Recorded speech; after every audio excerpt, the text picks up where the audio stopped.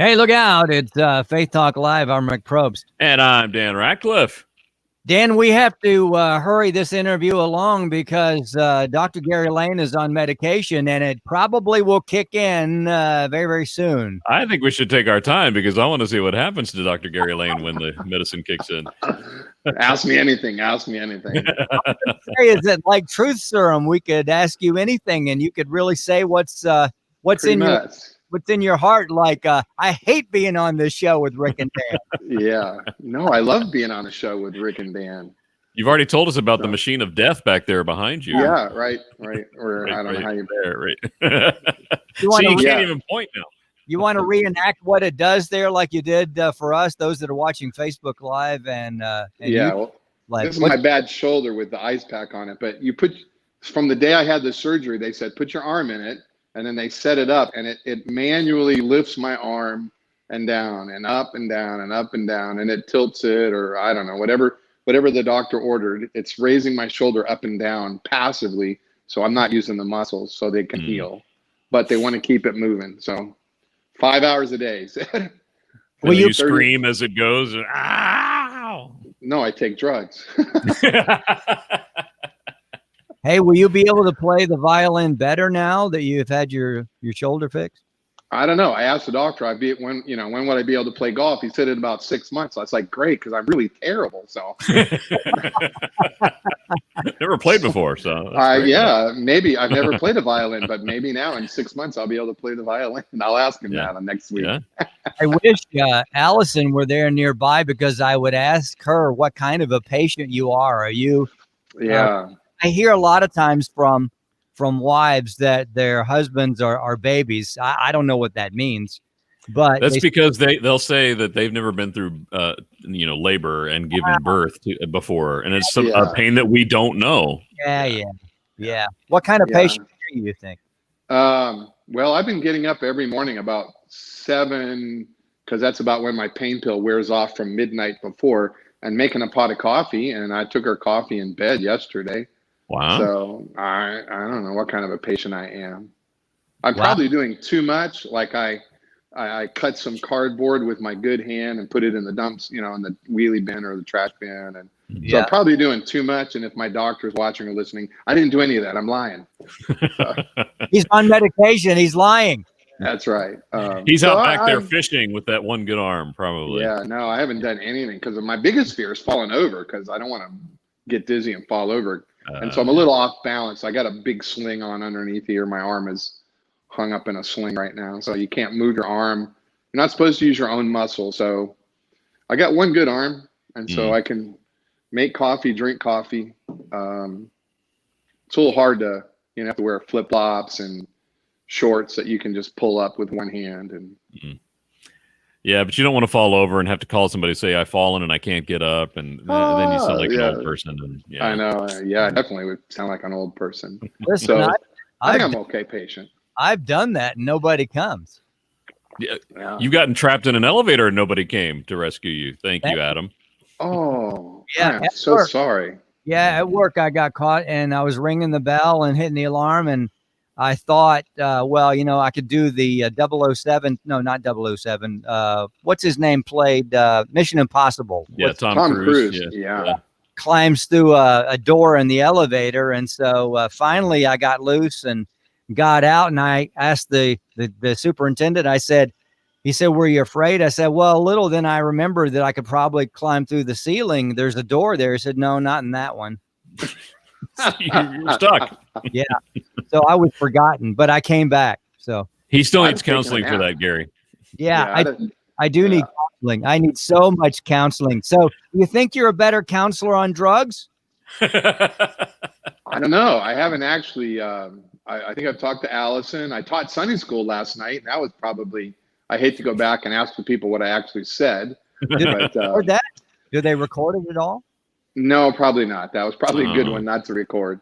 So I haven't done much interaction with other people. I've been staying home, trying to be a good patient. The doctor wants me moving my arm a lot and resting it. So I'm trying to get healed up. The best thing about the surgery was the anesthesia, though.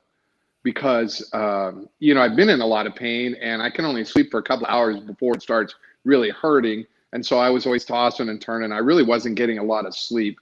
And I feel for people that have chronic pain. I really do, because it's so hard to keep your wits about you and not getting rest. And so I can see how that really plays into a person's psyche. But yeah, they put an IV in my arm and they said, well, it's time to take you back for surgery right now. And so we're going to put a little something in there that makes you go to sleep. And I was like, nice. And I mean, that's the last thing I remember. The next thing I remember, the nurse was slapping me going, wake up, wake up. And I was done. And it was about 4 or 5, I don't know how long it was, maybe 4 hours later or something. The surgery was a couple hours, but it was the best sleep I had had. And I was like, she's like, wake up, it's time to go home. And I'm like, no, that was the best sleep I had had in so long. And so, yeah, I've been actually getting good sleep with the rest, with the drugs, and the shoulder not hurting as much right now. I've actually been sleeping really, really well. Good. So, good. Yeah. Dr. Gary Layne on with us with Doctor. gment.org, Grace Ministries International.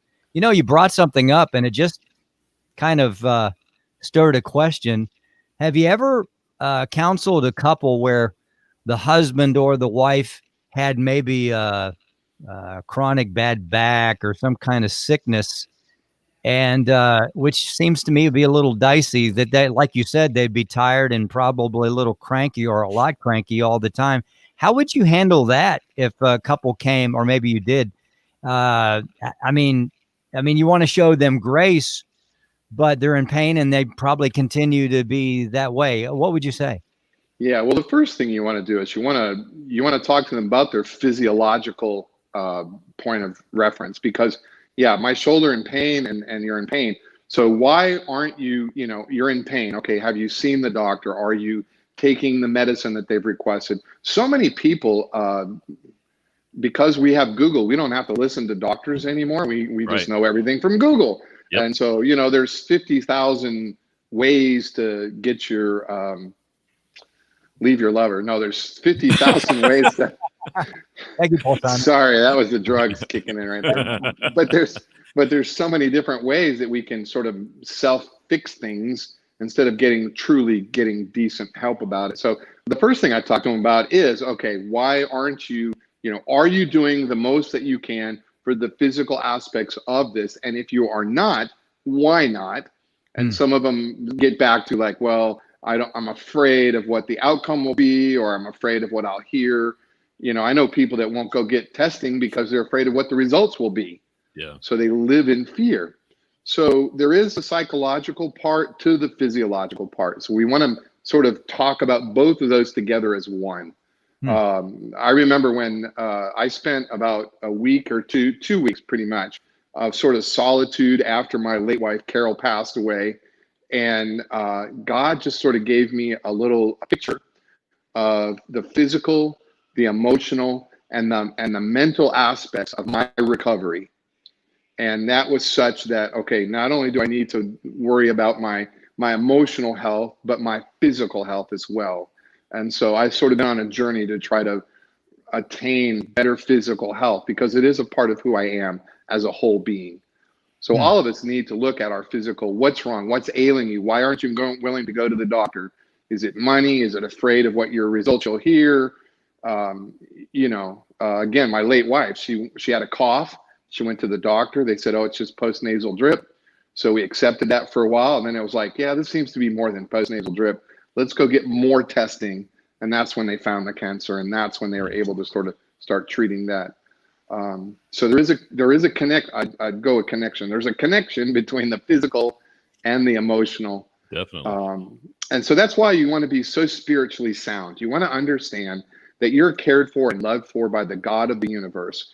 God doesn't hate me and gave me a bad shoulder. I have bone spurs and they were shredding my muscles or whatever. And so the doctor said, you need to get the bone thingies fixed and that'll fix the muscle. I'm like, great, let's fix that. Let's take care of my health.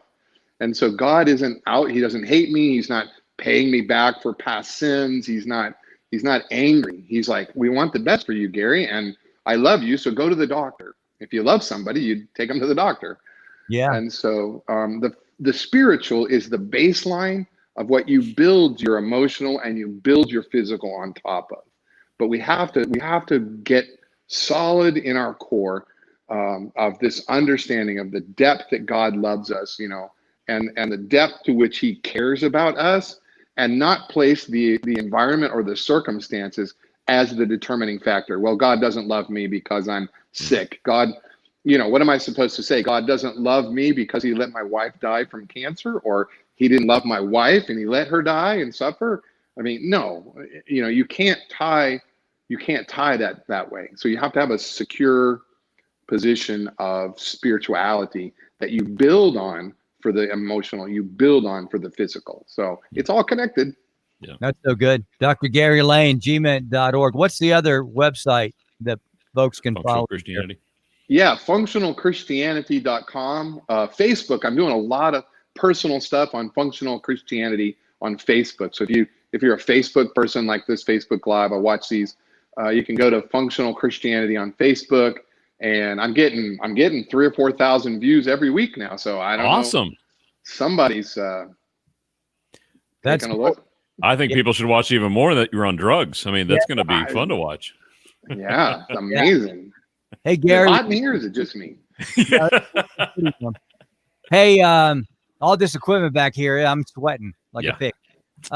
We got to go to a break, but before we go, will you say the word zeitgeist for me? Yeah, zeitgeist. That's a great word. Can you spell it though? No, yeah. Yes. Zeitgeist. Zeitgeist. Zeitgeist. Yes. Yes. We just finished up 2 interviews before yours, and both of those guests said the same word. Said zeitgeist, and it's not a word that you hear every day. But they I was about to bring that point out, but we got to go to commercial break. So next time. Hey, we'll catch up with you in a few weeks. You get better, okay? Thank you guys so much for having me. Thanks for allowing me to be on drugs. They're legal. I have a prescription. So. Well, share, would you? Come on. And no, I don't. Trust me, I am not sharing these. Okay, these are from me and my little shoulder. Layne, Functional Christianity and gment.org. Follow him on Facebook and see his stuff. We'll be right back. I'm Rick Probst. And I'm Dan Ratcliffe. This is Faith